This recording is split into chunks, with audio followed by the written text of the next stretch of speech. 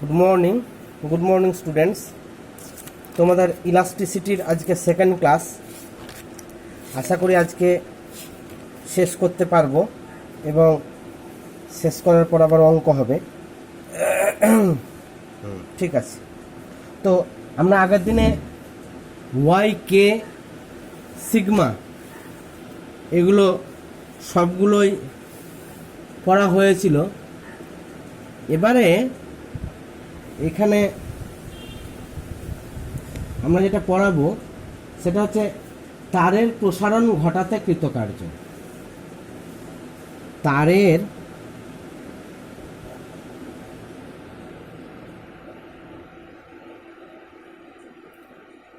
প্রসারণ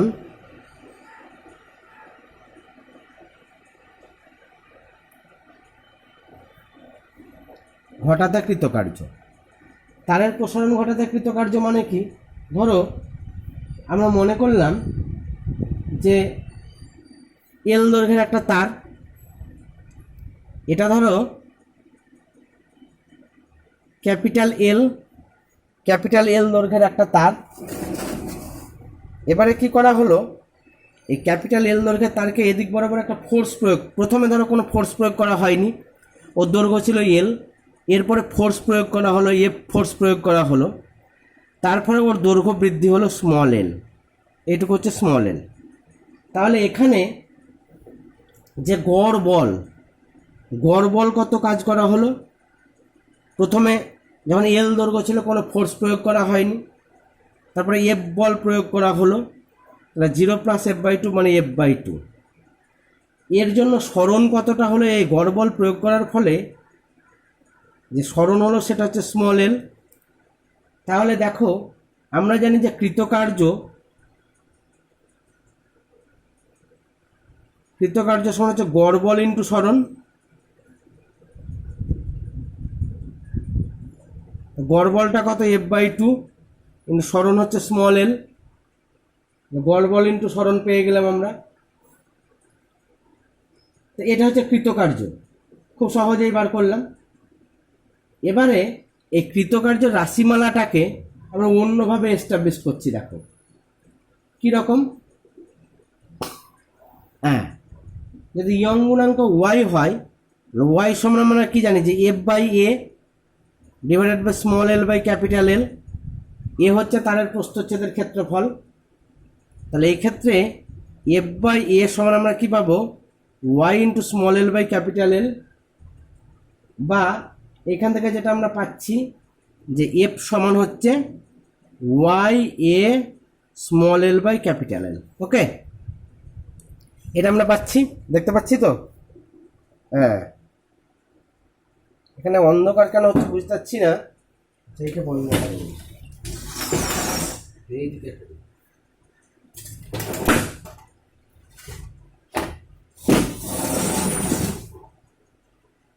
হ্যাঁ, এবারে ঠিক হচ্ছে।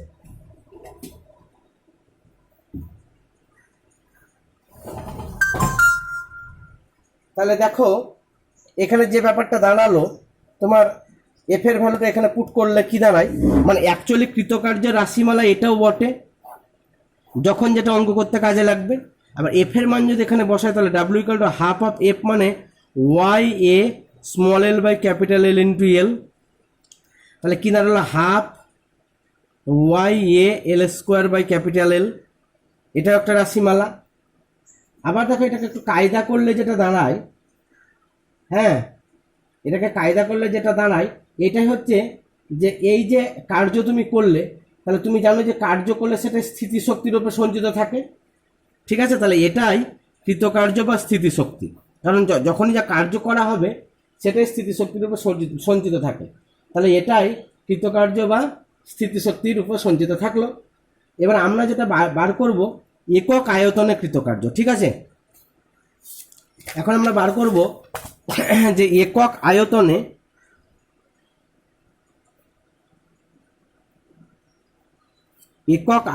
কৃতকার্য, বা এই একক আয়তনে কৃতকার্যকে আবার কি বলা হয়, যে একক আয়তনে সঞ্চিত স্থিতিশক্তি সেটাও বলা যায়, এটাকে শক্তি ঘনত্ব বলে, বা একক আয়তনে সঞ্চিত স্থিতিশক্তি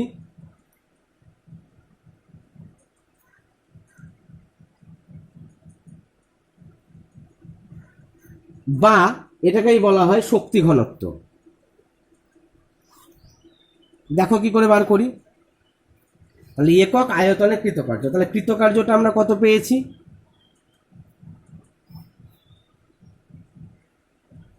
কৃতকার্য ডাব্লু সমান পেয়েছি যে half of Y A small L square by capital L. এবার এর জায়গায় আলফাও ধরতে পারো, প্রস্থচ্ছেদের ক্ষেত্রফল এর জায়গায় অনেক সময় আলফাও ধরা হয়। এবারে এই তারের আয়তনটা কত, আয়তন হচ্ছে কি এ ইন্টু এল, প্রস্থচ্ছেদের ক্ষেত্রফলকে এল দ্বারা গুণ করলে আয়তন পাওয়া যাবে। তাহলে এ এল আয়তনে কৃতকার্য যদি হয় এত, তাহলে একক আয়তনে কৃতকার্য কত, এত। এই একক আয়তনে কৃতকার্য পেয়ে গেলাম রাশিমালা। এই একক আয়তনে কৃতকার্যকে বলবো একক আয়তনে সঞ্চিত স্থিতিশক্তি বা শক্তি ঘনত্ব। এটাকে স্মল ডাব্লু দ্বারা চিহ্নিত করা হয়। তাহলে কি হলো, আলটিমেটলি হাফ অফ ওয়াই এ কেটে গেল নাকি, হাফ অফ ওয়াই এ কেটে গেল, তাহলে থাকলো L square by capital L square. এটা একটা রাশিমালা বেরোলো।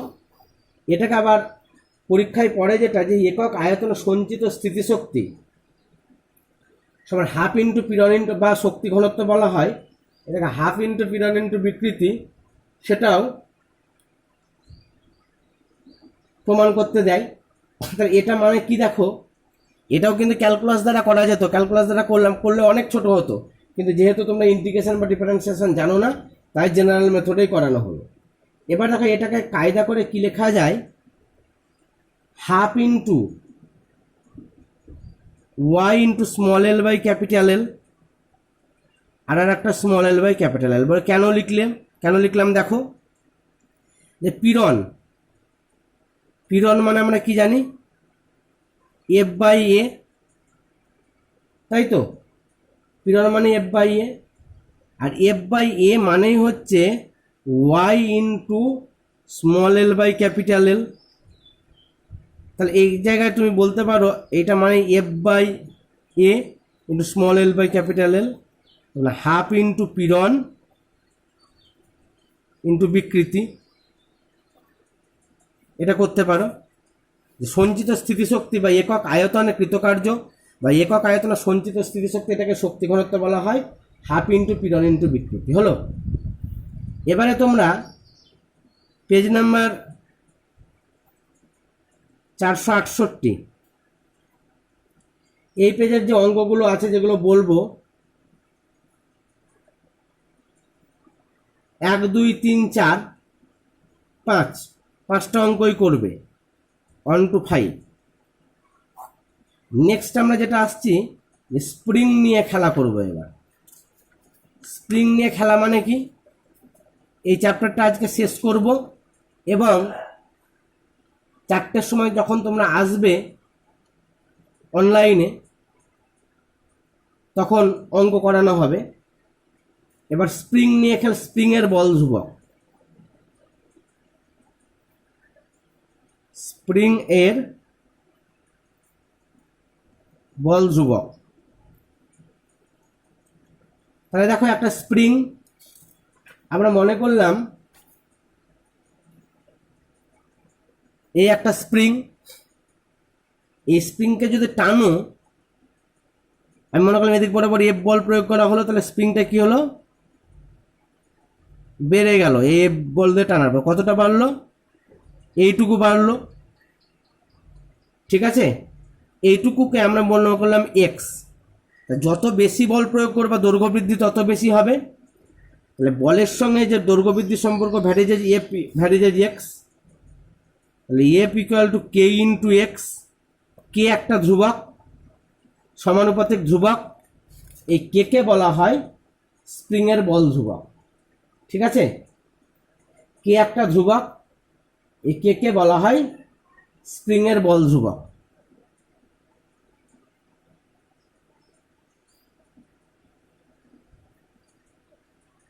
এবার তোমরা বলবে যে রেস্টোরিং ফোর্স বা ইলাস্টিক ফোর্স ব্যাপারটা কি আমি একটু বলি। এইটাকে যখন টানছো স্প্রিং নিজের ধর্মের জন্য কি করছে, এইদিকে টানছে, তাহলে এই বল নিউটনের তৃতীয় গতিসূত্র অনুসারে এফ বল এদিকে প্রয়োগ করছো, তাহলে এইদিকে প্রতিক্রিয়া বল হিসেবে এইদিকে একটা বল কাজ করছে। এই বলটাকে বলা হয় ইলাস্টিক ফোর্স। কি বলা হয়? এই ফোর্সটাকে বলা হয় ইলাস্টিক ফোর্স। ইলাস্টিক ফোর্স একে এফ ই দ্বারা রিনোট করা হয়। তাহলে দেখো এই ফোর্সটা যদি পজিটিভ হয়, এই ফোর্সটা যদি পজিটিভ হয় তাহলে এফই নিশ্চয়ই নেগেটিভ হবে উল্টো দিকে বলে। তাহলে আমরা বলতে পারবো যে এই যে দুটো বল F equal to minus F, বিপরীত। কেন বিপরীত? নিউটনের থার্ড ল অনুসারে বিপরীত হলে এটা নেগেটিভ হয়। হলো ব্যাস। বা এখান থেকে বলতে পারি যে F equal to minus K X, কারণ F equal to K X আমরা পেয়েছি, এই সূত্র আমরা পেয়ে গেলাম। এবার যদি বলো কে সমান, তাহলে কি বেরোলো? F by X. বা কে সমান কি বেরোলো? Minus F E by X. যাই হোক না কেন প্রত্যেক ক্ষেত্রেই এই কে এর এককটা হবে নিউটন পার মিটার, কারণ এটা ফোর্স মানে বল আর এটা দৈর্ঘ্য, নিউটন পার মিটার। এবার স্প্রিংয়ের সমবায়, স্প্রিংয়ের সমবায় আমরা শেখাবো। দেখো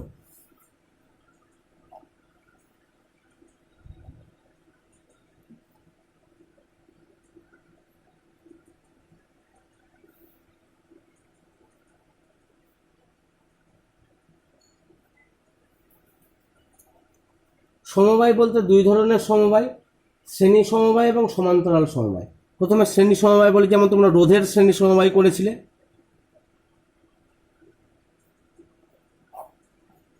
শ্রেণী সমবায় মানে হচ্ছে আমরা মনে করলাম এখানে একটা spring,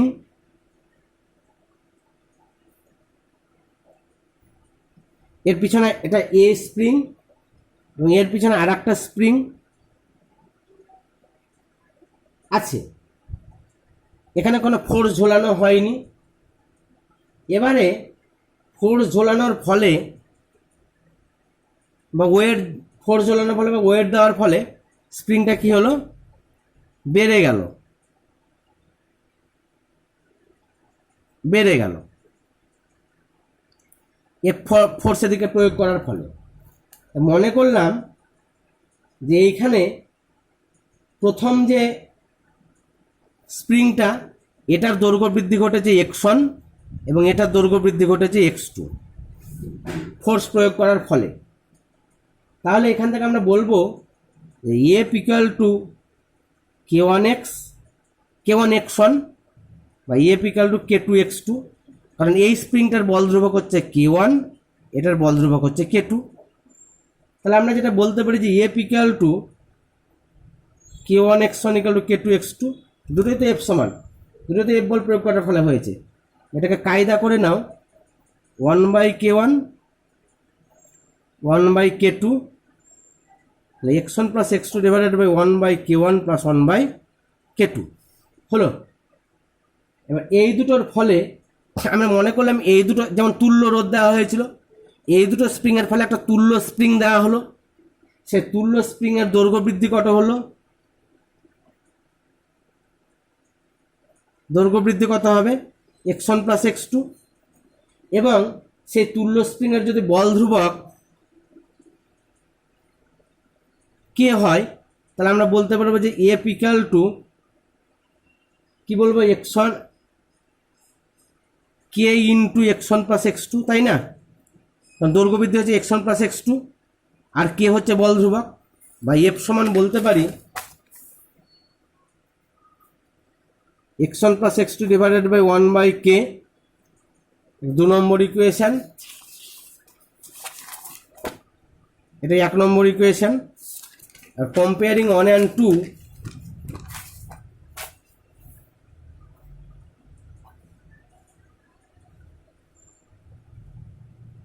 comparing 1 and 2, we have to must write 1/k=1/k1 + 1/k2। Mind it, রোধে যেটা হয়েছিল তার উল্টো হলো, কিন্তু রোধের শ্রেণীর সমবায় R=R1 + R2 হয়েছিল, মনে করে দেখো, তোমরা পড়েছিলে মাধ্যমিকে। বা এখান থেকে বলতে পারো যে ওদের লসাগু k1k2 k1 + k2 1/k = তাহলে k = k1k2 / k1 + k2। ওকে, এই গেল শ্রেণী সমবায়ের ব্যাপার। এবারে যেটা শিখবো সমান্তরাল সমবায়।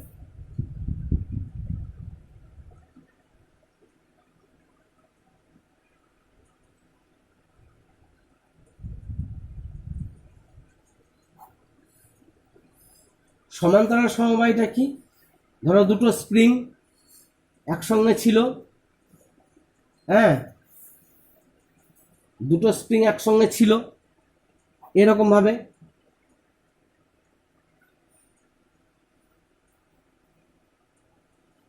এই দুটোটাকে একটা তার দ্বারা বা লোহার পাত দ্বারা আবদ্ধ করে দিয়েছে। এবার তুমি যদি টানো, স্প্রিং দুটো বাড়লো বটে, এই জায়গাটা এলো এফ বল প্রয়োগ করার ফলে, দুটো স্প্রিংয়ের একই দৈর্ঘ্য বৃদ্ধি হলো এক্স। আমি মনে করলাম এটার বল ধ্রুবক k1, এটার k2। তাহলে এই ক্ষেত্রে যেটা হবে যে এখানে কিন্তু আলাদা আলাদা বল অনুভব করবে। মাইন্ড ইট, তুমি এখানে এফ বল প্রয়োগ করেছো, কিন্তু ওরা আলাদা আলাদা বল অনুভব করবে। কেন? একটা মোটা লোহার স্প্রিং আর একটা সরু স্প্রিং, মানে পাতলা স্প্রিং লোহার, তুমি যদি টানো তাহলে কে বেশি বল অনুভব করবে? নিশ্চয়ই পাতলা স্প্রিংটা। তাই আমরা বলবো যে F1 = k1x, F2 = k2x, কারণ এখানে এক্সটা একই বেড়েছে যেহেতু অপর প্রান্তটা বাঁধা আছে। তাহলে এখানে total force F1 + F2 = k1 + k2 × x, এটাকে বললাম F টোটাল ফোর্স, F আমরা ধরেছি। তাহলে F সমান এটা একটা বেরোলো, তার মানে F সমান কি দাঁড়ালো? k1 + k2 × x। 1 নম্বর ইকুয়েশন। এই দুটো স্প্রিংয়ের পরিবর্তে একটা যদি তুল্য স্প্রিং নিই, এফ বল প্রয়োগ করলে এক্স ধরে বেড়েছে, তাহলে F = kx। তাহলে এবার কম্পেয়ারিং 1 and 2, কম্পেয়ারিং 1 and 2 কি পাবো? k = k1 + k2। দেখো রোধের ঠিক উল্টো। তাহলে শ্রেণী সমবায় বা সমান্তরাল সমবায় শিখে গেলাম। ওকে, এবারে আর একটা আইটেম আমাদের আছে, কিরকম?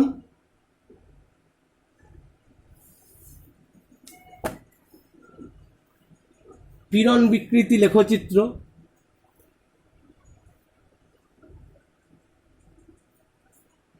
পীড়ন বিকৃতি লেখচিত্র কেমন দেখো? সে পীড়ন বিকৃতি লেখচিত্র মানে গ্রাফিক্যাল রিপ্রেজেন্টেশন। সে গ্রাফিক্যাল রিপ্রেজেন্টেশন কার কার? পীড়ন আর বিকৃতি। 1 মিনিট।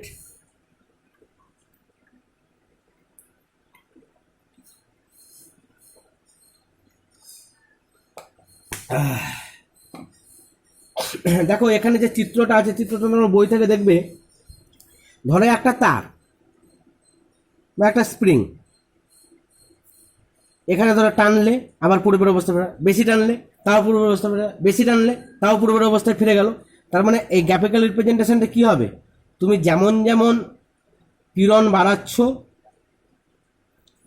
বিকৃতি সেরকম সেরকম বাড়ছে, কিন্তু একটা নির্দিষ্ট সীমা পর্যন্ত। তারপরে টানছো, কিন্তু সেটা কি হবে না, সেটা কিন্তু পূর্বের অবস্থায় ফিরে যাবে না, একটু ওর পার্মানেন্টলি থেকে যাবে। তো এটা কি হবে? এইরকমভাবে গিয়ে, এইরকমভাবে এটা গিয়ে এইরকম লেখচিত্রটা। তো এখানে যে বিভিন্ন পয়েন্টগুলো আছে ABCDEF, তোমরা বই থেকে দেখবে।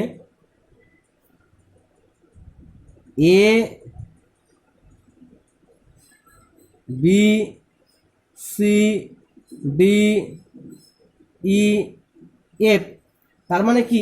এইখানে যেটা ব্যাপারটা হচ্ছে যে ওয়ে পর্যন্ত ওয়ে পর্যন্ত, এতটুকু পর্যন্ত, দ্বারা আমি লাল পেন দিয়ে মার্কিং করছি, ওয়ে পর্যন্ত, ওয়ে পর্যন্ত হুকস ল মানছে, মানে পীড়ন বিকৃতির সমানুপাতিক। কিন্তু কত দূর পর্যন্ত? এ বিন্দু পর্যন্ত, এতটা পর্যন্ত। আবার বড় করে এ লিখলাম, এ বিন্দু পর্যন্ত। তাহলে এ বিন্দুটাকে বলবো আমরা প্রপোর্শনাল লিমিট। তাহলে এ বিন্দুটাকে বলবো আমরা, এই যে এ বিন্দু পেলাম, এটা হচ্ছে প্রপোর্শনাল লিমিট, মানে এ বিন্দু পর্যন্ত পীড়ন বিকৃতির সমানুপাতিক। এবারে তারপরে কি হচ্ছে দেখো, যে ইলাস্টিক লিমিট, বি বিন্দু পর্যন্ত ইলাস্টিক লিমিট। আস্তে আস্তে কি হচ্ছে, এটা তারটা ছিঁড়ে যাবে বা ছিঁড়ে হওয়ার অতিক্রম করবে। তো যে ব্যাপারটা আছে, লেখচিত্রের যে রিপ্রেজেন্টেশনটা বই লেখা আছে তোমরা একটু পড়ে নেবে। হ্যাঁ, অ্যাকচুয়ালি ব্যাপারটা হচ্ছে, এই তারটাকে আমি বাড়াচ্ছি, বাড়ছে, বাড়াচ্ছি, বাড়ছে, বাড়াচ্ছি, পূর্ব অবস্থায় ফিরে যাচ্ছে। যতক্ষণ পর্যন্ত পূর্ব অবস্থায় ফিরে যায় ততক্ষণ পর্যন্ত সেটাকে বলবো আমরা হুকস ল মেনটেন করছে। তারপরে যখন আরও বাড়াচ্ছি, মানে ভার প্রয়োগ করছি, ছেঁড়ার উপক্রম হলো, সেটাকে বলো অসহ ভার, মানে অসহায় হয়ে গেল। তো এটাকে বলবো আমরা অসহ ভার। যে ভার দেবো সেটাকে হচ্ছে অসহ ভার। আর যতক্ষণ পর্যন্ত সহ্য করতে পারবে সেটা হচ্ছে সহন সীমা। আর এই অসহ ভার অবস্থায় যে পীড়ন হবে সেটাকে বলবো অসহ পীড়ন বা চরম পীড়ন। এরপরে পীড়ন বাড়ালে কি হবে, তারটি ছিঁড়ে যাবে, তারটি কি হবে, ছিঁড়ে যাবে। এই হচ্ছে ব্যাপার। হ্যাঁ, গেল। আর একটা যেটা আমাদের বলা হয় ইলাস্টিক ফ্যাটিক। এই ইলাস্টিক ফ্যাটিক ব্যাপারটা কীরকম দেখো, ইলাস্টিক ফ্যাটিক ব্যাপারটা কীরকম দেখো, তোমরা ক্লান্ত হয়ে পড়ো না, ফ্যাটিক হয়ে পড়ো না। ইলাস্টিক ফ্যাটিক ব্যাপারটা হচ্ছে কোনো বস্তুকে স্থিতিস্থাপক সীমার পর্যন্ত পীড়ন বিকৃতির সমানুপাতিক। কিন্তু তুমি যদি বারবার পীড়ন প্রয়োগ করো তাহলে কি হবে, ওই স্থিতিস্থাপক ধর্মের অপসারণ ঘটে। হ্যাঁ, তার মানে ও একটা ধরে ইলাস্টিক, তুমি বারবার টানছো, তাহলে কি হবে, ও বাড়বে, পূর্বের অবস্থায় ফিরে যাবে, বাড়বে, পূর্ব অবস্থায় ফিরে যাবে। কিন্তু একটা নির্দিষ্ট সময় পরে ওর বেড়েই থেকে গেল, মানে প্যান্ট ফ্যানগুলো যেমন লুজ হয়ে যায় সেরকম। এটাকে বলা হয় ইলাস্টিক ফ্যাটিক বা স্থিতিস্থাপক অবসান। ওকে, এবারে তোমরা যে অঙ্কগুলো করবে পেজ নাম্বার 472, এখান থেকে যে অঙ্কগুলো করবে 1, 2, 3, 4, 5, 6,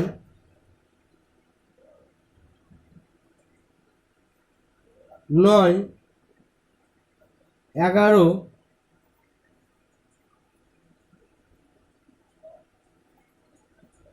12, 13,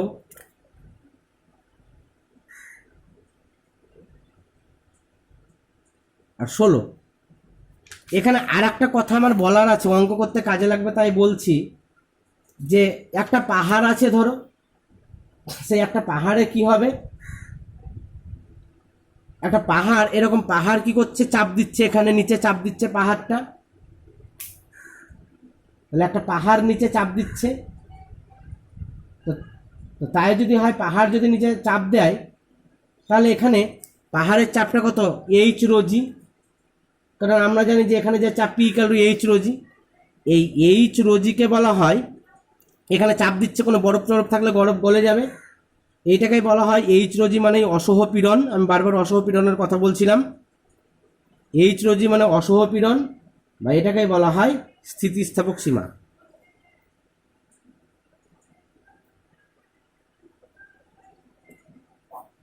তাহলে অসহ পীড়ন বা স্থিতিস্থাপক সীমা মানে হচ্ছে এইচ রোজি। এখান থেকে অঙ্ক করতে কাজে লাগবে। তাহলে এইচ সমান কত, এই পাহাড়ের উচ্চতা এইচ সমান কত, এইচ সমান হচ্ছে অসহ পীড়ন বা স্থিতিস্থাপক সীমা বাই রোজি। অঙ্ক করতে আমার এটা কাজে লাগবে। ওকে, এবার আমি আপলোড করছি, তোমরা ঠিক 4টের সময় উপস্থিত থাকবে। 4টে আমার একটু অসুবিধা হলেও আমি রেস্ট নিই, তখন তো তোমাদের জন্যই করাচ্ছি।